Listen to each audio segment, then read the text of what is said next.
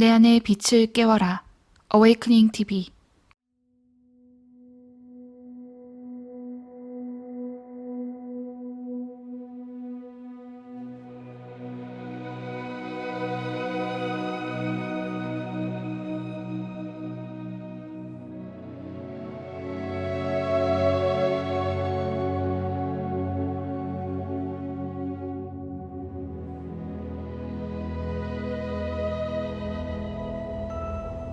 Whilst near-death experiences change lives, they've also given some individuals extraordinary experiences that they would never have dreamt of.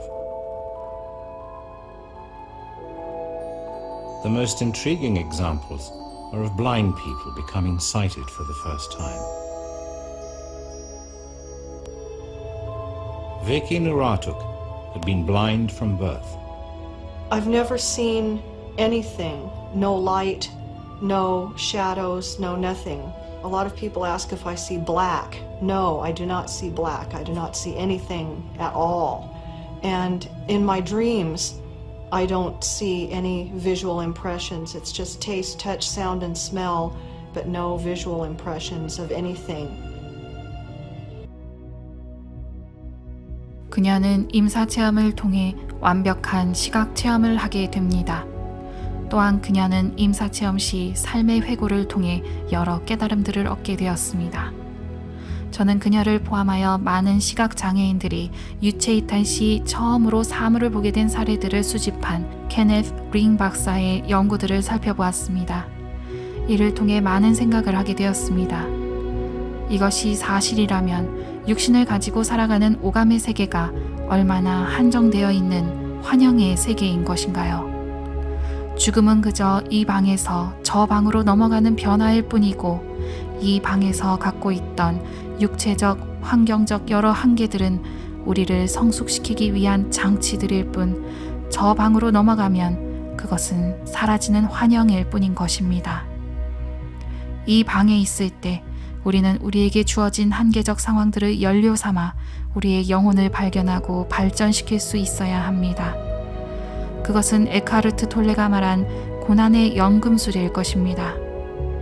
고난이 있을 때 우리는 자신을 돌아보게 되며 내면을 바라보게 됩니다. 이제 그녀의 진솔한 임사체험 이야기를 들어봐 주세요.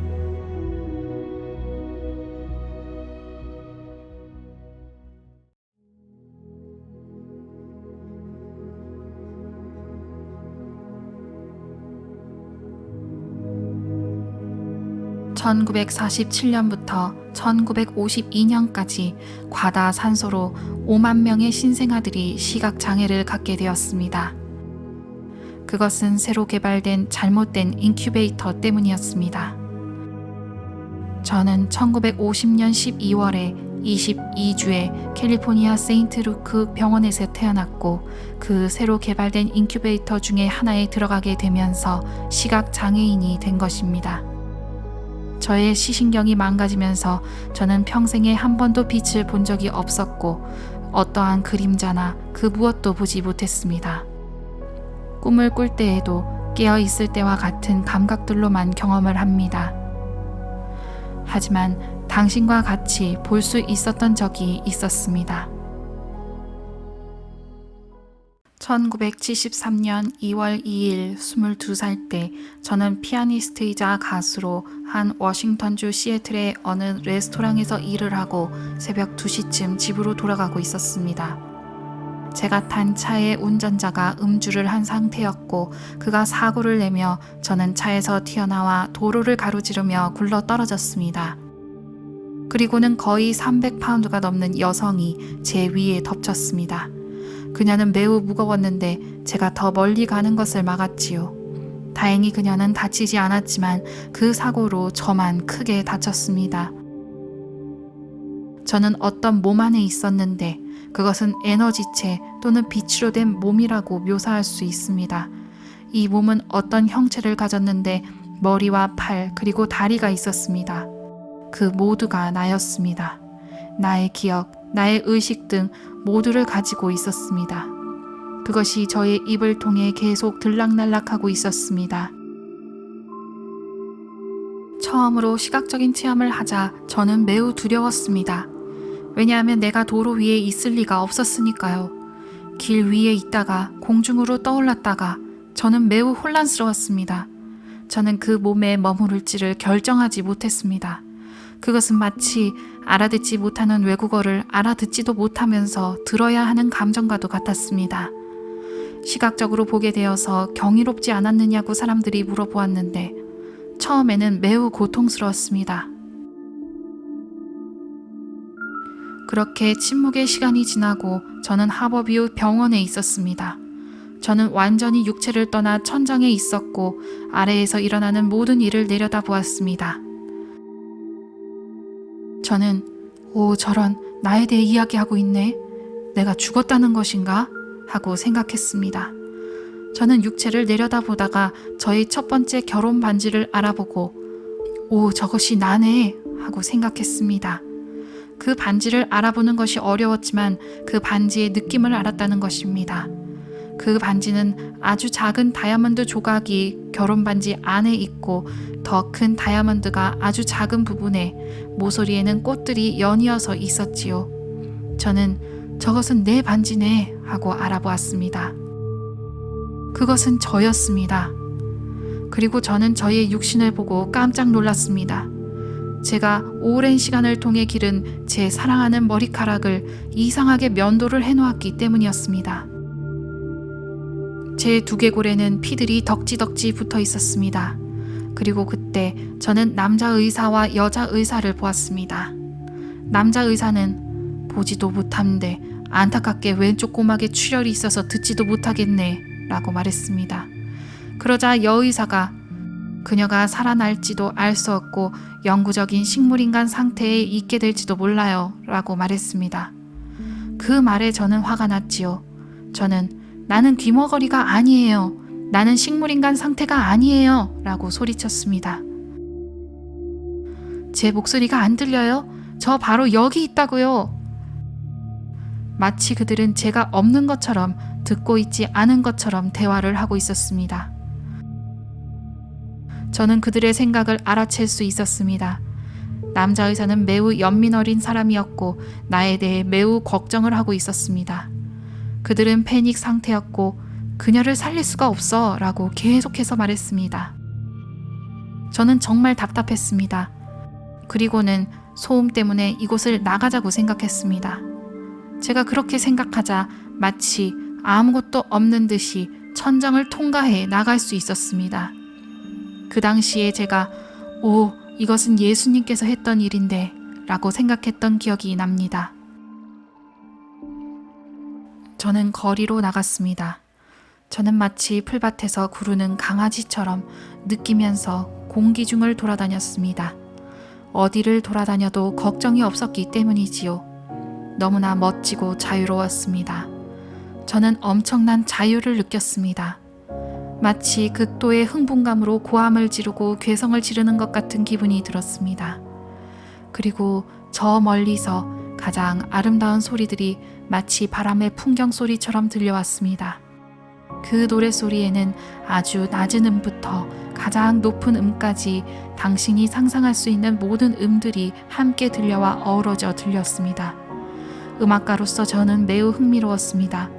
제가 상상하지 못했던 다른 음들이 존재하고 가능했던 것입니다. 정말 경이로웠습니다.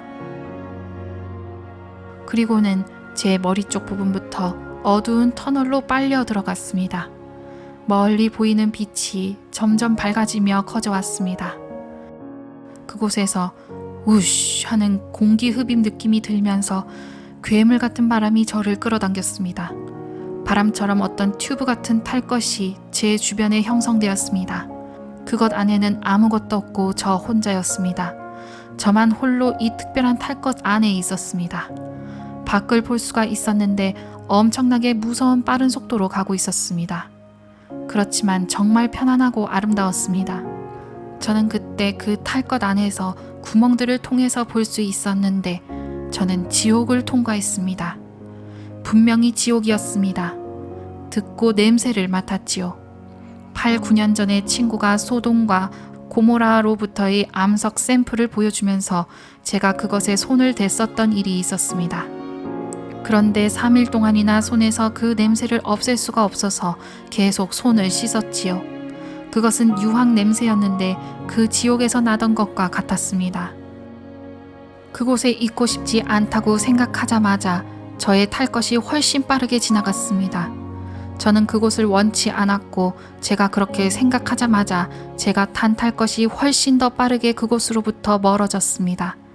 저는 지옥을 원치 않는다는 생각이 일어났고 그렇게 된 것이지요. 제가 가야 할 곳이라고 생각한 곳에 도착하자마자 믿을 수 없을 정도로 아름다운 음악이 들려왔습니다. 튜브 같은 탈 것에서 내리자 저는 공원의 앙시처 같은 곳에 있었습니다.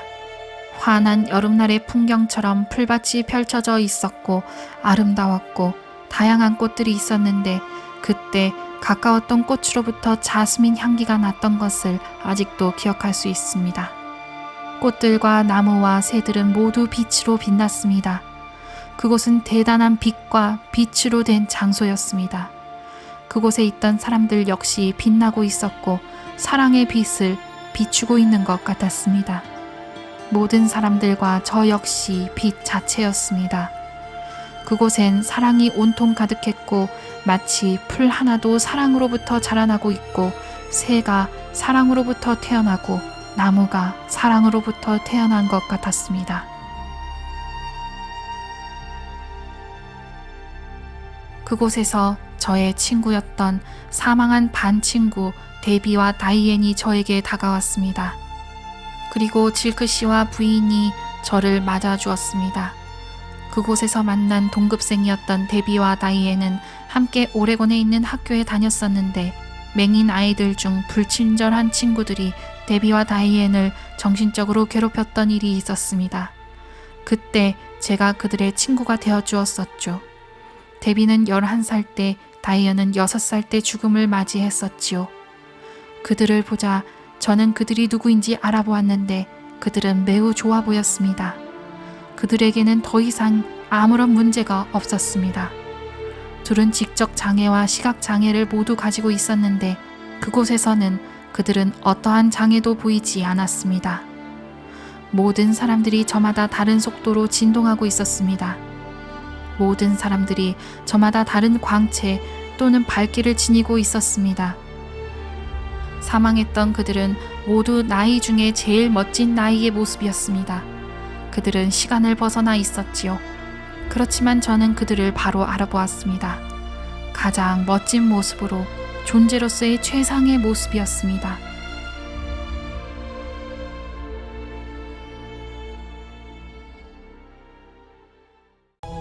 And I could see, and it was incredible, really beautiful, and I was overwhelmed by that experience because I couldn't really imagine what light was like. It's still a very emotional thing when I talk about this because there was a point at which I could bring forth any knowledge I wanted to have. And it was like this place was where all knowledge was.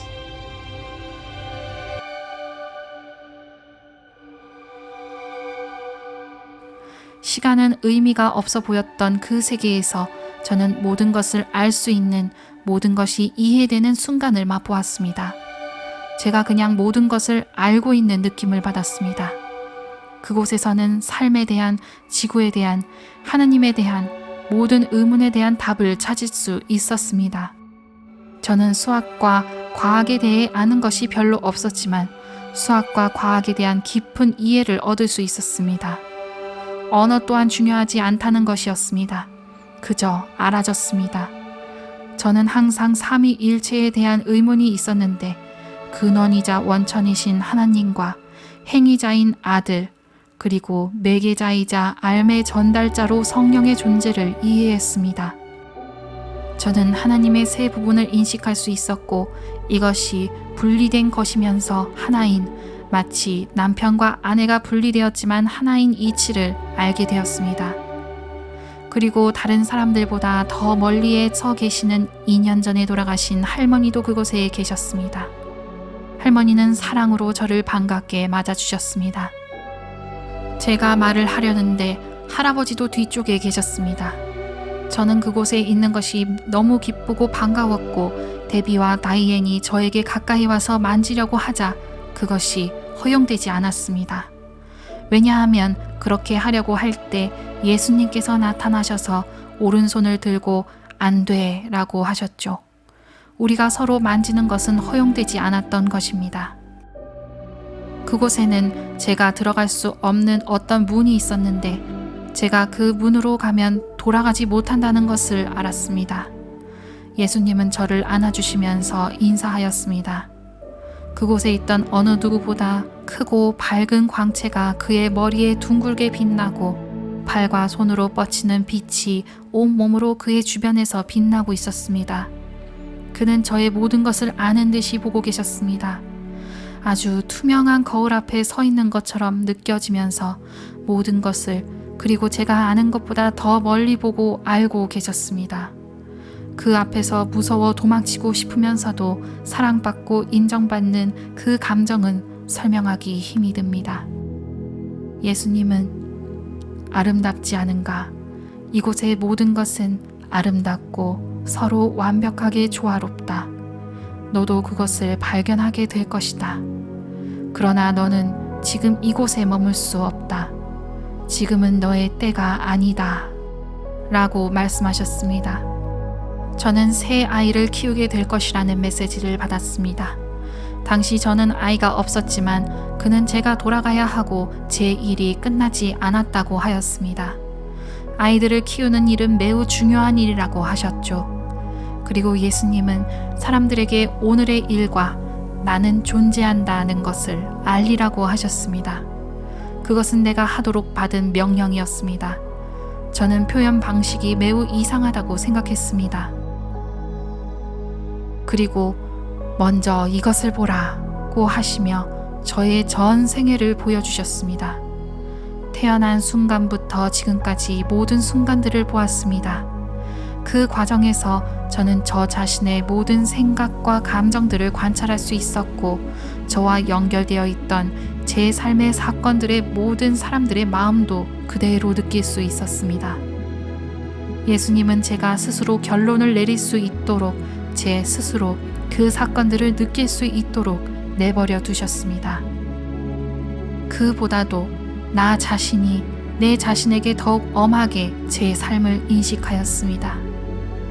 제가 9인가 10살 때 샤론이라는 저희 학교 시각장애인 반 친구가 자신의 엄마가 직접 만들어주신 새로운 드레스를 저에게 보여주었던 일이 있었습니다. 그녀가 방에서 나가자 저는 드레스의 단추와 레이스를 마구 뜯어버렸습니다.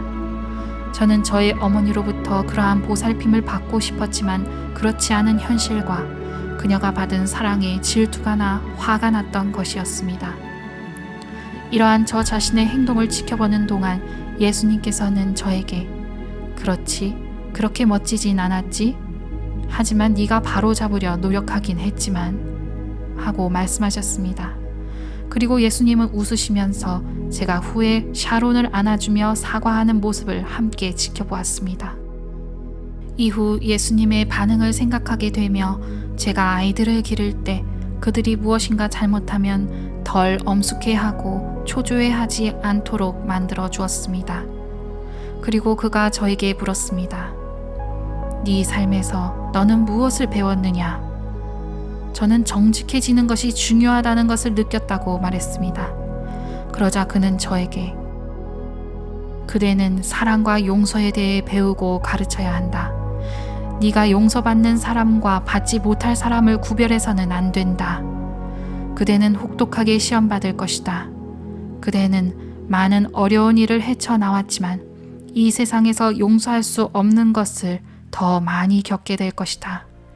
그렇지만 나에게 도움을 구해야 한다.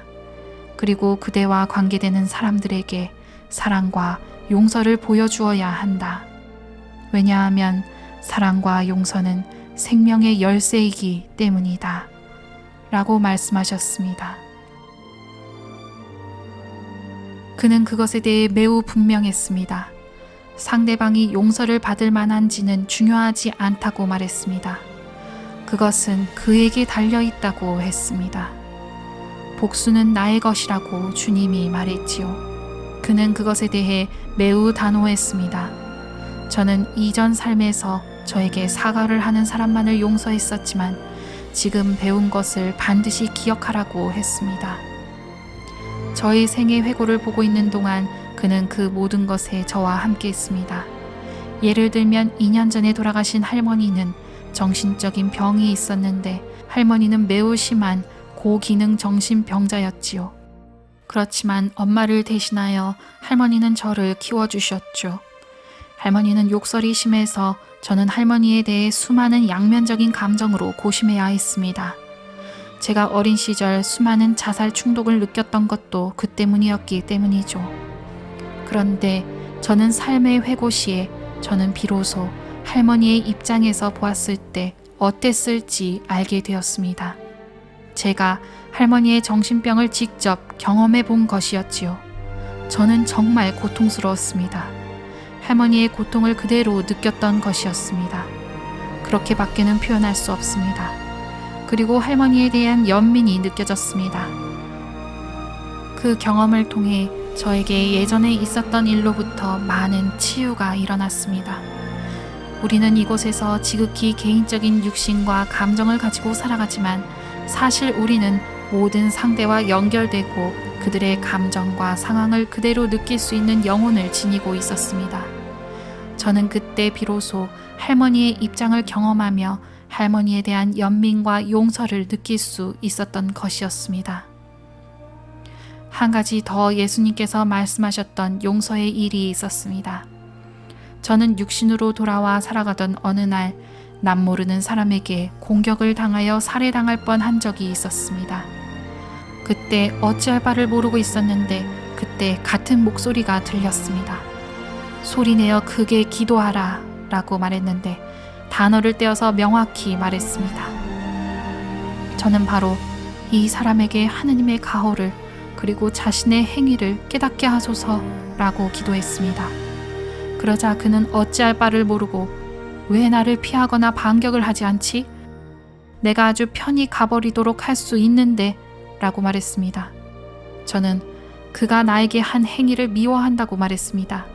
그는 강간을 하고 나를 목졸라 죽이려고 했었지요. 그는 당신을 죽이는 것은 아주 쉬운 일인데 왜 나에게 반격하지 않았지? 라고 물었고 저는 당신이 나에게 한 행위는 미워하지만 신의 아들로서의 당신을 사랑합니다. 라고 말했습니다. 그러자 그는 그만 어머니가 생각나게 하네. 어머니는 나를 주일학교에 데려가곤 했지. 네가 나를 다시 그곳으로 가게 했어. 그리고 그는 계속 울며 오 하느님, 예수님 잘못했어요. 오 하느님, 제가 저지른 일은 잘못되었어요. 하고 울부짖었습니다. 그는 저를 가도록 하였습니다.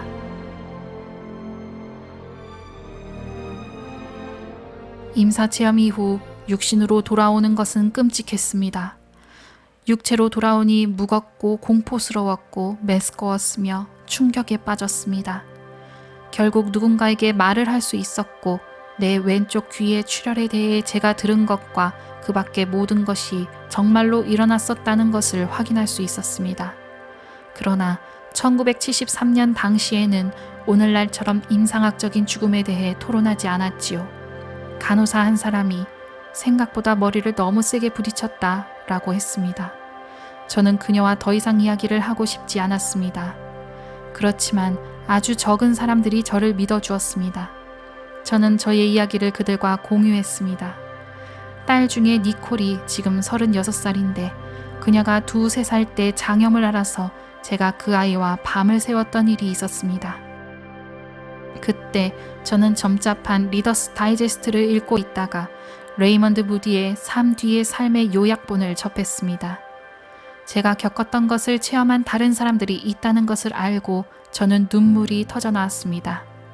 나중에 농아인 남성이 임상학적으로 사망한 상태에서 완전한 청각 체험을 했다는 것을 알게 되었습니다. 그는 처음으로 소리나는 말을 들었던 것이지요. 저는 그때 얼마나 위안이 되고 나와 같은 사람이 있다라는 사실을 알게 되어 상상할 수 없는 안도감이 들었습니다. 저는 너무나 놀라웠습니다. 그리고 라디오에서 임사체험 국제협회의 시애틀 지역 회장인 kimberly 클락 샤프가 텔레비전에 나온다는 이야기를 듣고 그녀에게 전화를 하여 연락하게 되었고, 그것으로 인해 BBC와 다른 박사님들에게 저의 임사체험에 대해 전하게 되었습니다. 임사체험 이후 저의 우울증은 사라졌습니다. 그리고 천국은 실제한다는 것도 사실입니다. 제가 체험한 것은 사실입니다. 우리는 죽음으로 끝나는 것이 아니라는 것을 저는 알고 있습니다. 저는 3명의 아이를 키웠고 3명을 잃게 되고 미망인이 되었습니다. 그러나 지금 제 이름은 존 블레이존인데 아주 최근으로 2015년 10월 20일에 바뀐 이름이지요. 신께서 제 삶에 사랑하는 사람을 보내주셨습니다. 지금의 남편인 로비를 만나게 되었는데 제 생애를 통해 이보다 더한 행복은 없었어요. 그리고는 새로운 결혼으로 저는 다 큰 7명의 의붓 아이들을 갖게 되었습니다. 이보다 더한 축복이 있을까요? 사랑하세요. 용서하세요. 사랑과 용서는 생명의 열쇠입니다.